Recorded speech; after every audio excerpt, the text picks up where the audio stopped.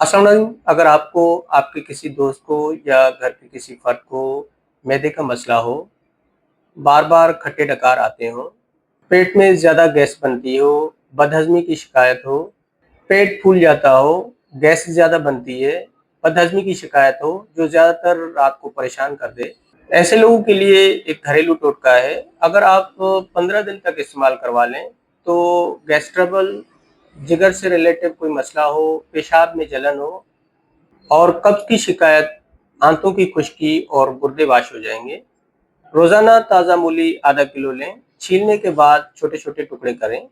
सेंधा नमक या पिंक साल्ट चुटकी भर उस पर छिड़कें। साफ कपड़े में गांठ बांधकर किसी जगह पर लटका दें। उसमें से पानी टपकना शुरू हो जाएगा। पूरी रात उसको ऐसे ही लटका रहने दें। पूरी रात में नमक उसका पानी निकाल देगा। सुबह-सुबह के टाइम पर उसको उतार कर किसी प्लेट में डालें और धोकर खा लें।